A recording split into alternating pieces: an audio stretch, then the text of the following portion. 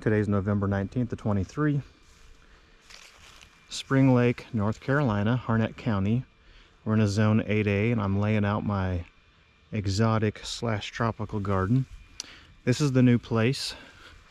The bank lets me live here in exchange for me making my mortgage payments, so thank you, United Home Mortgage.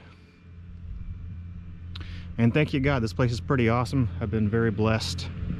Our family has been very blessed by this place.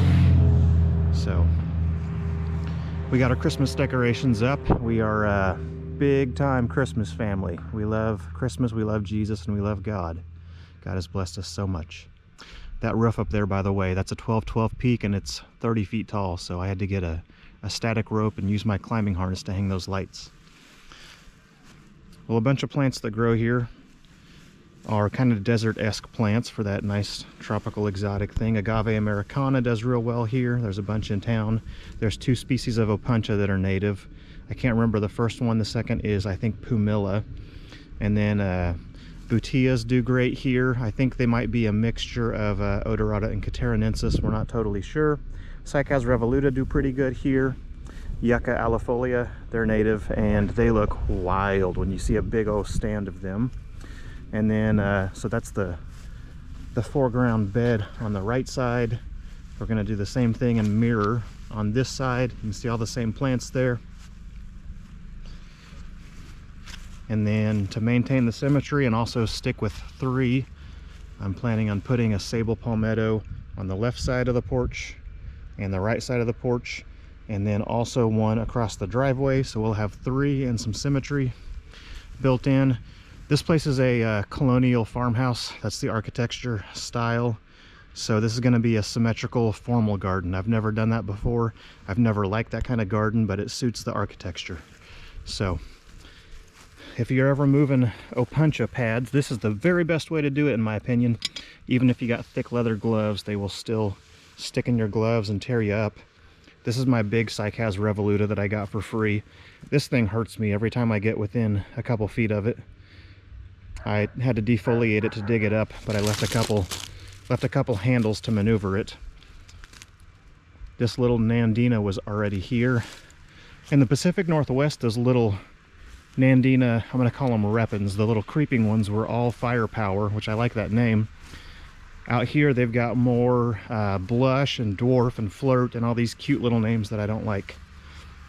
As you can see, the sun is back behind the house. My house faces north, so shadows just linger up here. This is perpetual shade. We're pretty close to winter solstice right now, so the shadows are about as long as they're going to get.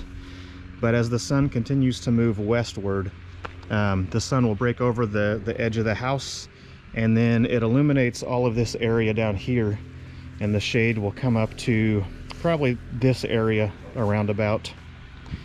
In the summertime, from the pictures that I've seen from historic Google Maps and Zillow and stuff, the sun will get all the way up to within a foot or 2 of that brick wall. So that's going to provide a little bit of a challenge. I'm going to have those sable palmettos, and I've got some trackies, but I'm not going to have enough canopy to do what I want to do, which is to, back against the brick, just line it with sable minor and needles and Woodwardia fimbriata and all the big leafy frondy lush stuff, and then do all the little Nandinas and Aspidistra and lungwort in front of that. That's what I wanted to do, but I'm gonna have to figure out something else. So I've been stocking up on plants, pardon the Christmas decorations. There's some Acuba japonicas, there's some Sertomiums, Laura petalum jazz hands, cool colors. I've got some Fatsias back here. I've got Mahonias and stuff. I've got random ferns. I've got a couple sable riversides, and what else, Causiarum and stuff. And then I really like this yucca. If you look at it from this side, it's all really red and the leaves are all floppy. I guess that's shade etiolation and a nutrient deficiency, I guess. I don't know. I don't know that much about yuccas. Anyway, that's the new place, and we are very blessed to have it. And I'm planning to amend the soil this winter and then plant this coming spring.